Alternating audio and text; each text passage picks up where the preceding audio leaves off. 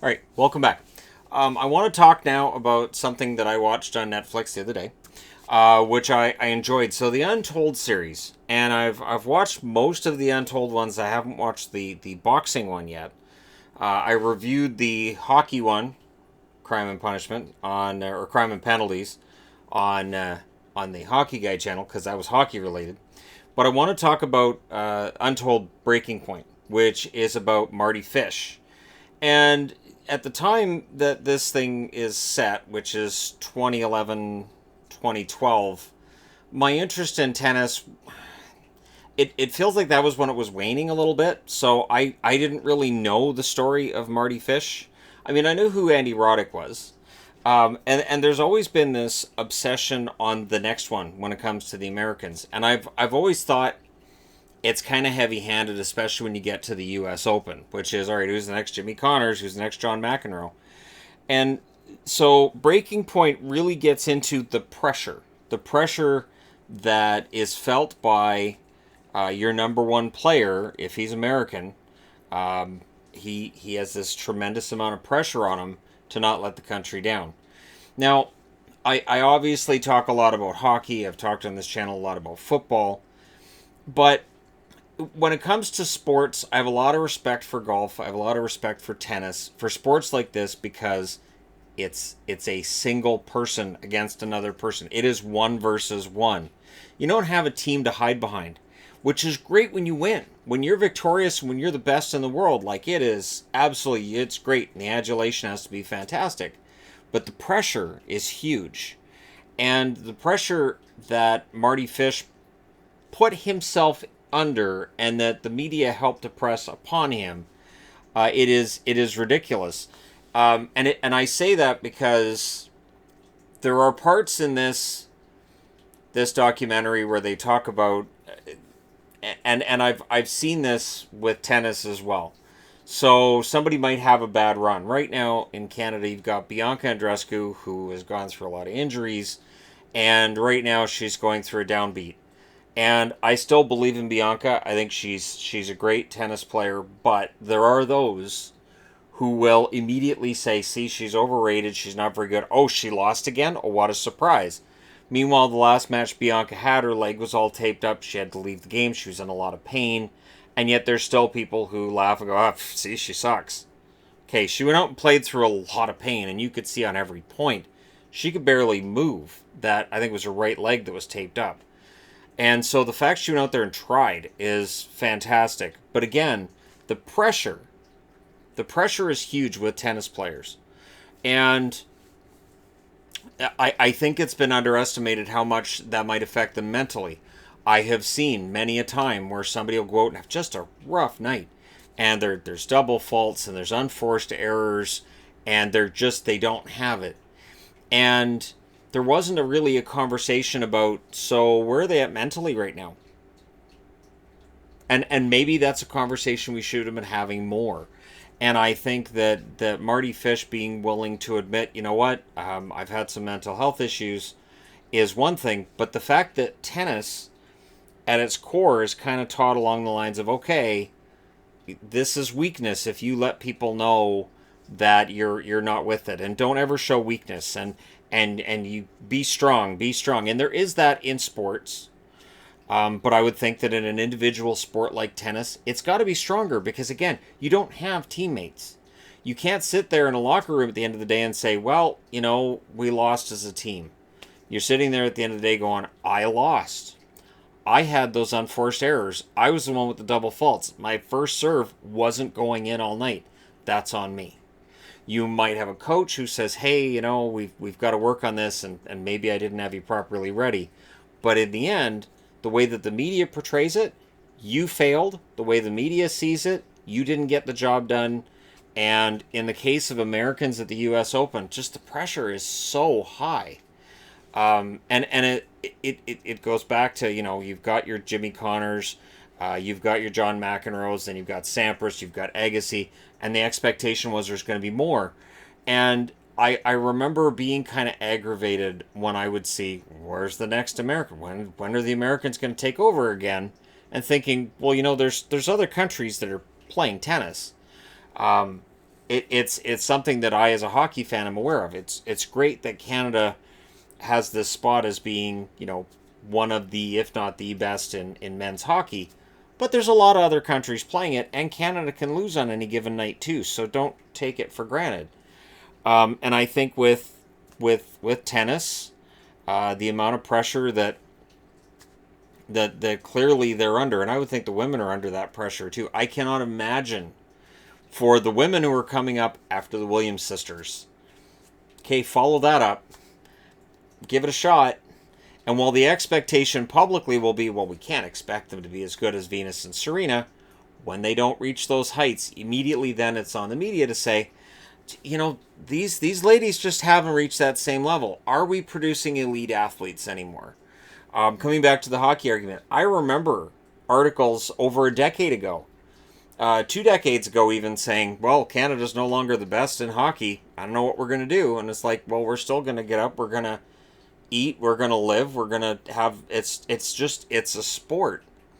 So, I mean, if you're not the best at it, that's okay. The effort is important too.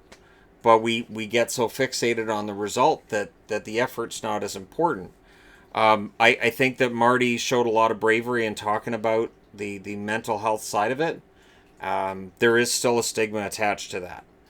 If a player has come out and said, yeah, I've had trouble with mental health issues, as soon as anything goes wrong, immediately you're going to see those people going, well, see, he's all messed up in the head, so I'm not sure why he's still around.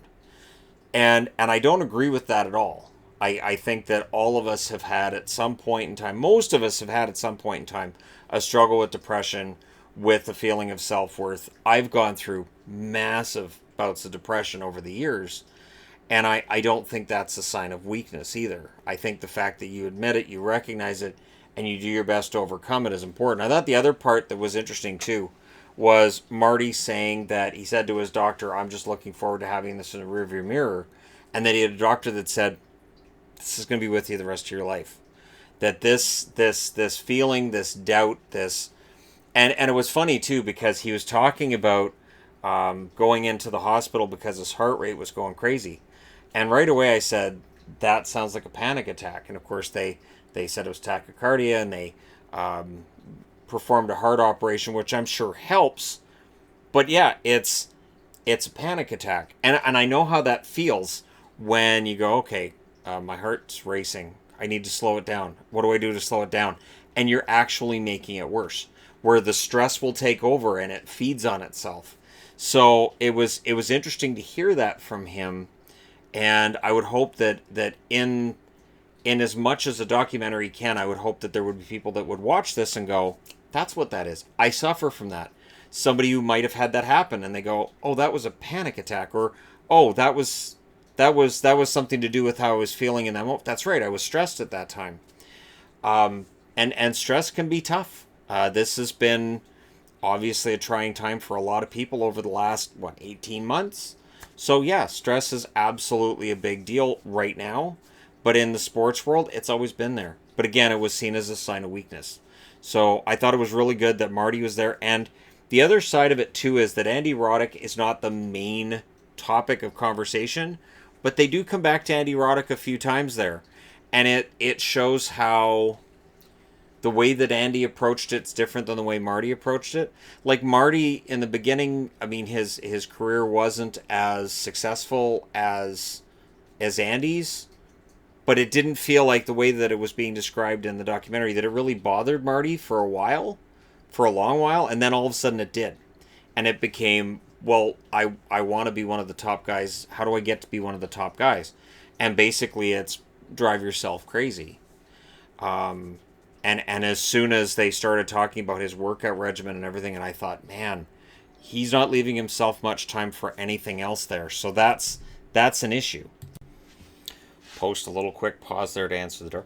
But yeah, the stress conversation with Marty and everything, I think that's an important conversation to be had in all of sports. And I thought it was timely, too, with the Simone Biles discussion coming out of the Olympics, where she felt that tremendous weight on her of expectation. And, it is bizarre. Like, Simone would have a really good night, but she wasn't really Simone-like. So immediately be, well, yeah, she stuck that, and she won, but not like she used to. Okay, but she won. So, right? And I think the expectations sometimes are a little bit high. And I think they're a little unrealistic because they're still human beings. So I thought it was good that Simone Biles in the Olympics said, no, I can't right now. Mentally, I can't. I'm checked out. This is too much. And, I think there's a ways to go in professional sports to address this, and in amateur sports as well. And hopefully the special with Marty Fish, hopefully stuff like this continues that conversation. Because, yeah, there's a lot of negative stigma about that. The whole, well, just shut up and just do your job. And, well, who cares? And I definitely heard that comment thrown at me when I was going through all of the stresses I was 7 years ago now, where people were like, well, just get over it. Just stop. Like, it's that, like, and I find that weird because you wouldn't tell somebody with a broken leg, well, just don't have a broken leg. Just get up and walk around.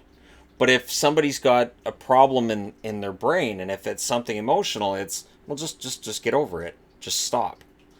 Like, like there's a choice there where people are like, I think today I want to be depressed. Yeah, that's the plan. Today I want to be so stressed out I can't get out of bed. I think today I want to make it so I'm so stressed I think I'm having a heart attack. That's the plan for today. People don't plan. That's not how that works. So I'm glad that the conversation's out there and it's being had, and that specials like this exist. So if you haven't watched it, I do recommend it, even if you're not a tennis fan, because it doesn't really get into the tennis. That's one thing about these Untold specials. They don't really get into the sport as much. It's about the athletes. It's about what happens. It's sort of like Malice at the Palace. Very, very good documentary, which all these years later, and I found myself saying, I had that completely wrong. The way that it was presented to me about what had happened was wrong. And so I had to kind of revisit that in my mind and say, you know what, that was something that occurred in a different fashion. And so if you haven't seen Malice at the Palace, that's also one of the Untold series, and I recommend it. So it's a really good idea to have these documentaries that tell us sometimes the ugly stories, sometimes the uplifting stories, but they're stories that it's important that they're told, because there are definitely people right now going through a lot of stress and whatnot, and it's good to know that it does affect everybody. So there you go. I'd be interested to know your thoughts if you saw it. And again, it's kind of made me a Marty Fish fan, even though he's retired from tennis now. Because, once you turn 30, you're done at tennis. But it is interesting. I thought one part that kind of made me chuckle, and I thought, he's not hiding his dislike very well, was when Andy Roddick announced he was retiring, where he's like, you know what, I don't want to do this anymore. And the first question was, so you're 30 and you're retiring. Roger Federer's 31. He's still going. And for him to answer with, yeah, I'm really glad that the first thing that's happening here is you're comparing me to Roger again. Kind of proving my point. And yeah, that's the expectation is, well, why aren't you as good as him? And yeah, it's not fair, because not every athlete is going to be number one. Not every athlete who plays tennis is going to even be top 20 or top 50. Sometimes the highest they get might be 74 or 73, and that's okay. They did their best. They accomplished what they wanted to. They became a professional player at sports. But you will have media people going, it's just disappointing. It's really disappointing if he'd applied himself a little bit more without knowing the story. And I think too often when it comes to sports, people don't know the story, and just that's when all the assumptions come out. But I'd be interested to know your thoughts in the comment section below as always. Don't forget to hit like and subscribe if you're browsing your way through. You just happened upon this video. Thank you guys so much for watching, for all your support. And yes, this is an AEW shirt. This is the Anna J shirt for Dark Order. So I joined Dark Order because why not? Anyways, there you go. Thank you guys so much for all your support. I will talk to you again soon.